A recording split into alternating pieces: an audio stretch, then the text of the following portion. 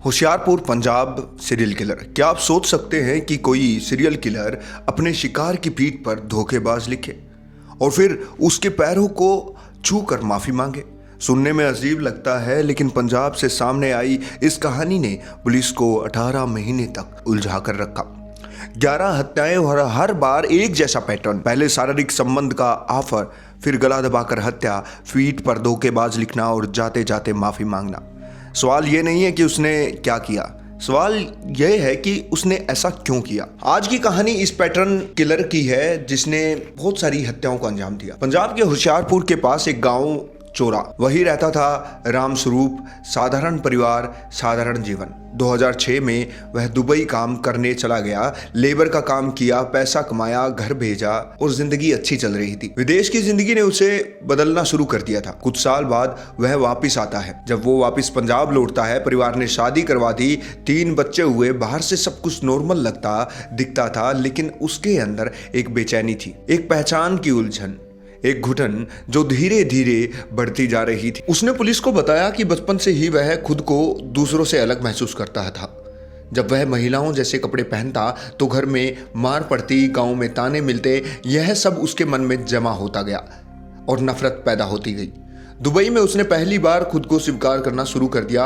वहां से अपने जैसे लोग मिले, लेकिन भारत लौटते ही वह सामाजिक दबाव, जबरन शादी और अंदर की पहचान को छुपाता रहा और उसके साथ में संघर्ष करता रहा, लड़ता रहा। कुछ साल बाद फिर क्या होता है कि खाड़ी देश गया, लेकिन वहां भी धोखे मिले। कई बार शारीरिक संबंध के बाद पैसे नहीं मिले, कई बार अपमान हुआ। हर बार अंदर कुछ टूटता गया और फिर वह पंजाब लौटा। इस बार अंदर एक गुस्सा था, एक ऐसा गुस्सा जो बहुत ज़्यादा खतरनाक होने वाला था, बहुत ज़्यादा जिंदगियों के आखिरी पल बनाने वाला था। 18 अगस्त 2024 सुबह का समय था। टोल प्लाजा के पास चाय की दुकान के पीछे एक शव मिलता है, एक डेड बॉडी मिलती है, बिना कपड़ों के। पीठ पर बड़े अक्षरों में लिखा था धोखेबाज। गले पर दबाव के निशान, कपड़े और पहचान सम्मान गायब, कोई सीसीटीवी नहीं। यह पहला केस नहीं था। पिछले महीनों में इसी पैटर्न के शव मिल चुके थे, लेकिन जो पुलिस के पास ठोस सुराग नहीं थे तो वो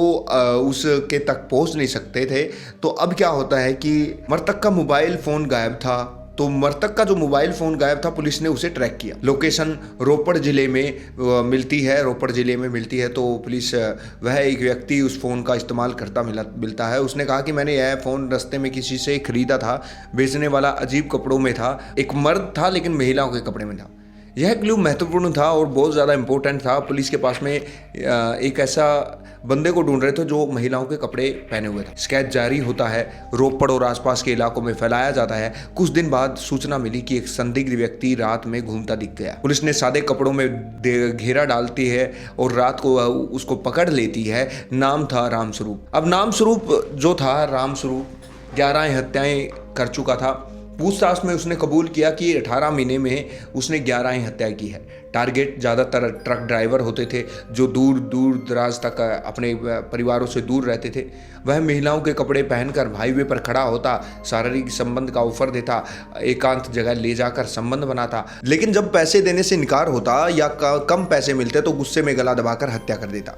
फिर पीठ पर लिख देता धोखेबाज और पैरों को छूकर माफी भी मांगता।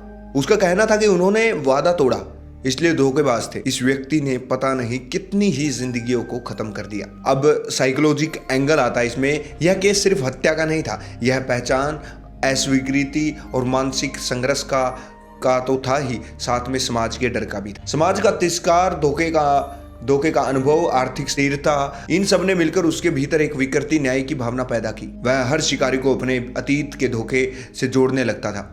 लेकिन याद रखिए, किसी भी परिस्थिति में हत्या का कोई भी औचित्य है या कोई भी हत्या करते हो तो उसको सही नहीं ठहरा जा सकता। आपके पास में किसी को मारने का कोई अधिकार नहीं होता।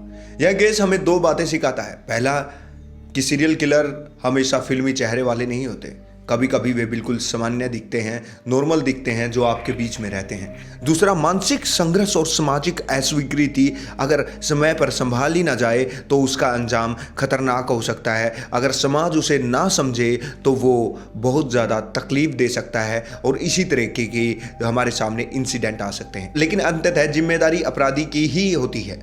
अब सवाल आपसे, क्या यह इंसान हालात का शिकार था या उसने खुद अंधेरे को चुना था? फीडबैक में ज़रूर बताइए। Be safe, be alert. मिलते हैं अगले वीडियो में। मौजी क्राइम स्टोरीज